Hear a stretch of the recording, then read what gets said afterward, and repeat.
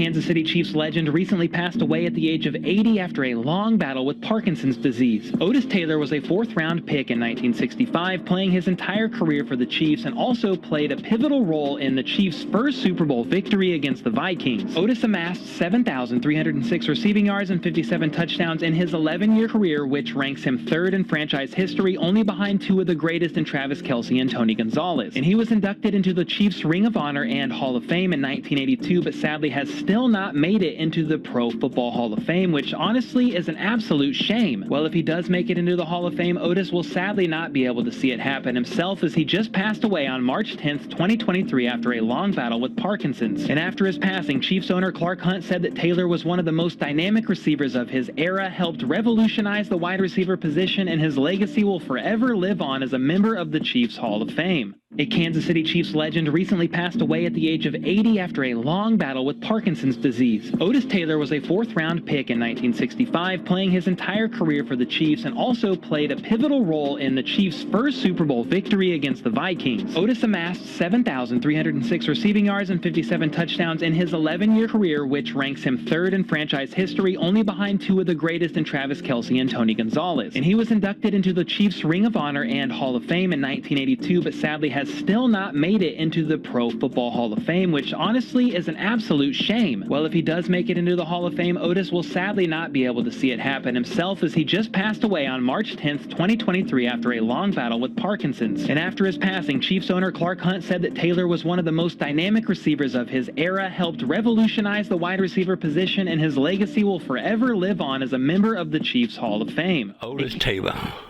born and raised in Houston, Texas. Otis was part of the CUNY home, born at the Negro Hospital in 3rd Ward, and later it became Riverside General Hospital. And in 1943, his mother, Miss Lillian Taylor, and his mom and his sister was part of living in the CUNY home.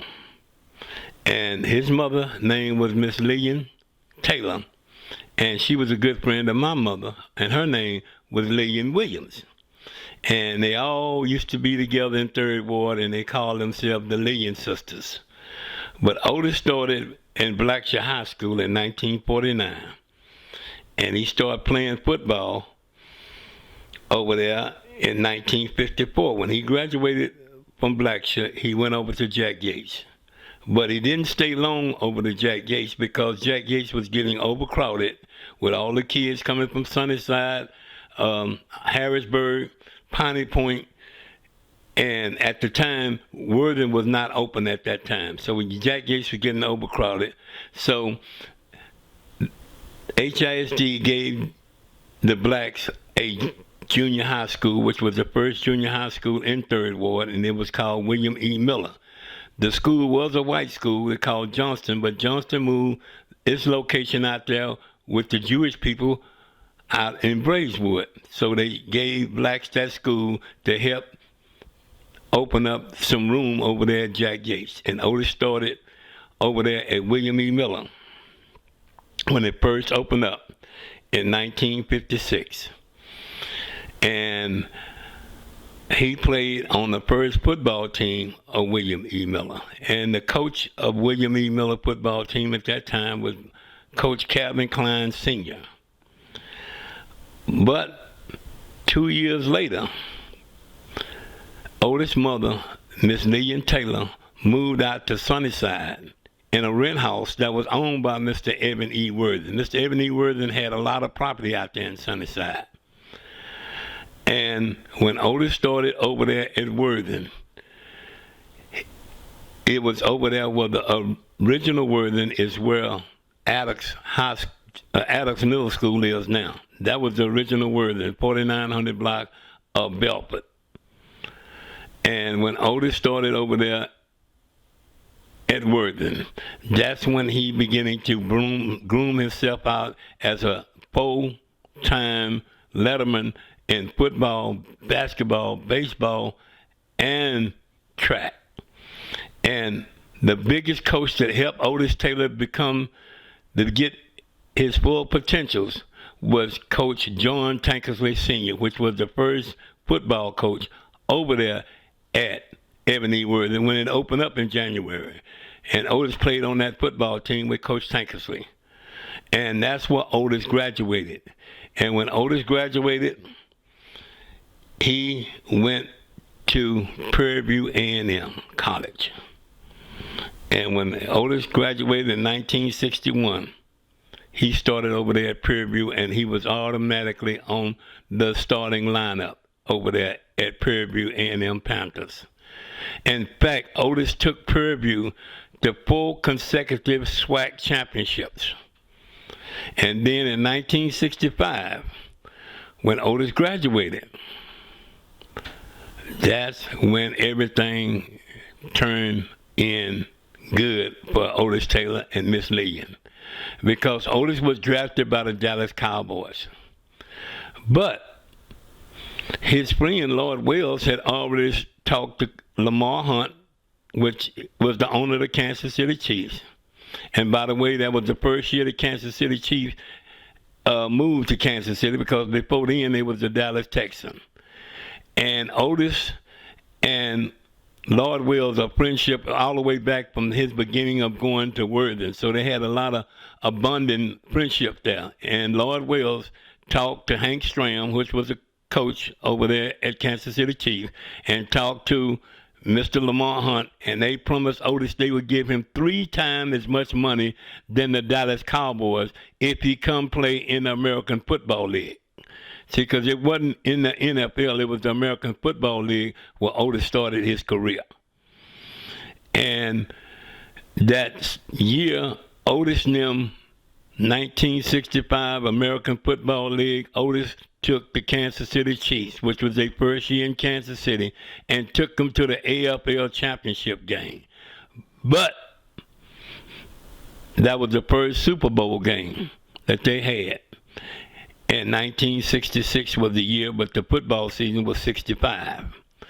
And when Otis went there and played with Len Dawson them and the Kansas City Chiefs, it was the only time that it was more black players playing in the Super Bowl than it was white players, because most of those black players came from the SWAC, and most of them came from up under Lloyd Wells, and Lloyd Wells became a scout for the Kansas City Chiefs.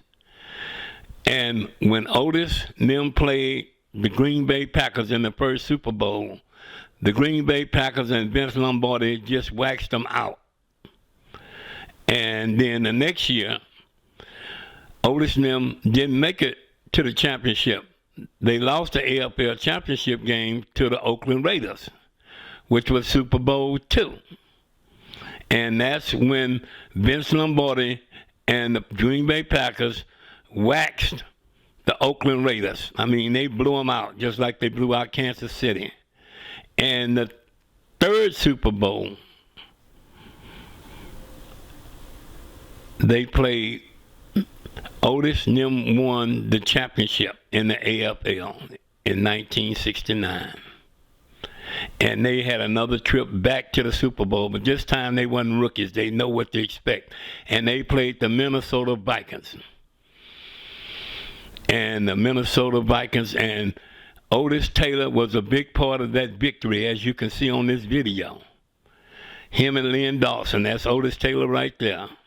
He's a legend in Kansas City. They have retired his number. Nobody can wear 89. That's why the 2 best tight ends they got that's over that have beat Otis' record was Tony Gonzalez and Kelsey. And they could not wear 89. 89 was retired in 1982 by the Kansas City Chiefs.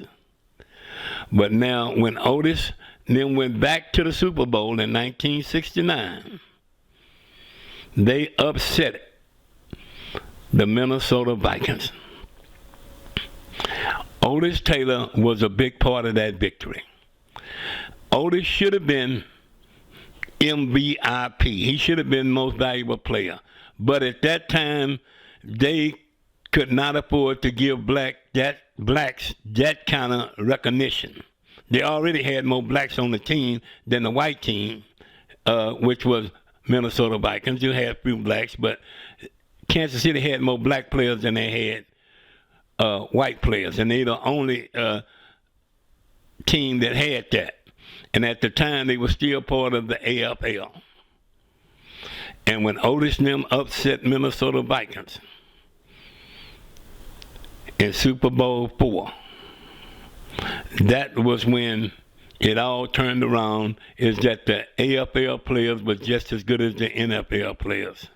And later, before then, they seen that this was happening, so they changed the AFL to the AFC Championship, AFC Conference. They went into conference.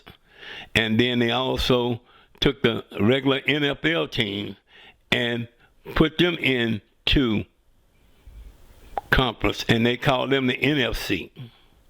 But Otis Taylor was a man to be recognized with, and we are making this video in the remembrance of Mr. Otis Taylor. 3rd Ward, Cuney Home, Sunnyside, Blackshear, Yates, and Worthing.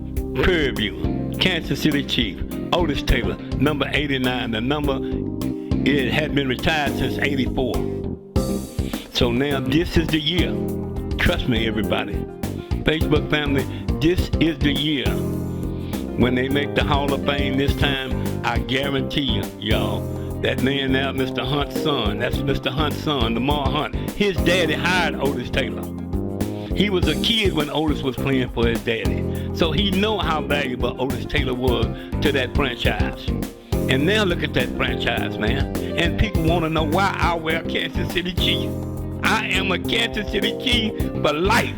Until the day I die. Just like I'm Jack Yates for life. Well, Count Booley, Kansas City Chief for life. Until the day I die, just like Otis Taylor.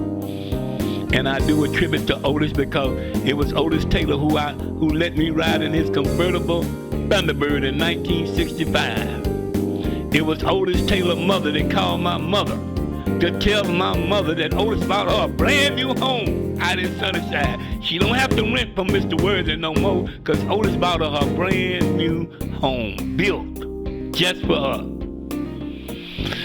A little bit of something about Otis Taylor. As we remember Otis Taylor, from the Cuney Home to Blackshear to the original Yates of 2610 Elgin, and was part of the new class to come out when Yates had to give up the 7th and 8th grade to a brand new junior high school called William E. Miller, where Otis Taylor was in that transition. Otis Taylor played his first football game under Mr. Calvin Klein over there at William E. Miller. Because when he started there with Yates, Coach Patterson would not start him because he was just in the 7th grade. And as we pay a tribute to Mr. Otis Taylor, born in man, I'm so emotional. Otis was born in 1943 right there on Holman and Ennis. Miss Million had Otis in 1943. And just show you how God worked, 6 years later he started his elementary school at Blackshear, which was right across the street from Negro Hospital.